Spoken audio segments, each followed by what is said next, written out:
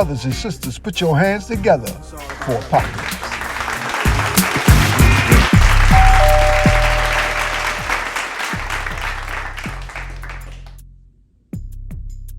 Peace. Here we go. Another day for the Deaths of Apocalypse. Dogs of God's Entertainment. With a quick word of reflection. I was pondering the thought and asking myself the question. So I figured, since I was asking myself the question, and you're here, why don't you ponder the question with me? Okay. Since it appears that we are in the days of judgment, in the day of resurrection, in the days of Allah, in the days where Allah is taking the kingdom from whom He please and giving it to whom He please.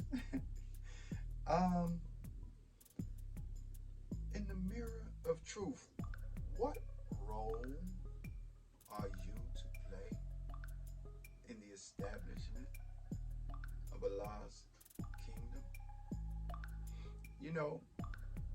We were blessed to read the Quran in January, and there are many places that speaks of the hereafter, and it seems that Allah will still be taking care of business even in the hereafter. Elijah Muhammad said the hereafter is now for my followers. So the process toward perfection, it's an ongoing process. It's so easy to look in the mirror and see, based on what I know of myself throughout the years of my life, and we talk about this in this book, because when you're on a pathway to recovery, we have to be careful to not take ourselves out of the fight, talk ourselves out of the victory based on what you know of yourself. See, when you've been in a world of addiction, then you know what you're capable of. I'm talking about in terms of the degeneracy of lifestyle. You know what you can do. You know what I mean? And so, but if we get stuck and caught up in that, then we cloud the vision and cloud the view of what we're able to do on the other side of life. You know what I'm saying? On the good side of life, on the productive side of life, on the positive side of life. It reminds me of an answer in Lost Found Muslim lesson number 1, where it says, because the original man is the God and owner of the earth and knows every square inch of it, and has chosen for himself the best part. He did not care about the poor part. You know what I'm saying? That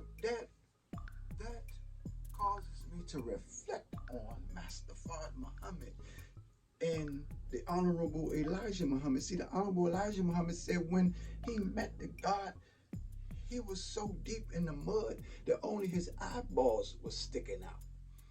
Man, that's deep in the mud. But the God, He knows every square inch of it. He chose for himself the best part of the Negroes in the hills of North America. He chose Elijah. He knew that he was that deep in the mud, but he did not care about the poor part. He was more interested in the best part, because he knew through the best part he could establish a nation. He could establish a world. He could pour into him what needed to be poured into him and leave, and then watch him and guide him and direct him into the establishment of this that we are continuing on to this day. So what role am I to play? You ever got a script in a play and then you had to study your role? Man, studying and memorizing your role is one thing, and you know, but you have to be familiar with the play as well because other people's roles play into your role. It's like you got to know your cue. Like when this person says that, you got to know. Okay, it's time to come on in and say my part. You know what I'm saying? So that's how it works today for this apocalypse. It's just a question, you know, and a thought to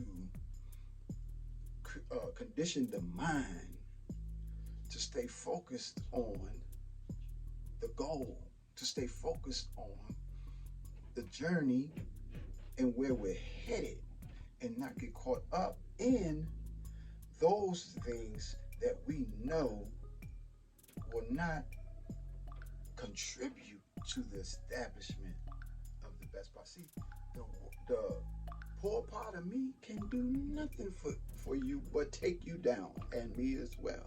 But the best part of me, ooh, we can get a lot accomplished.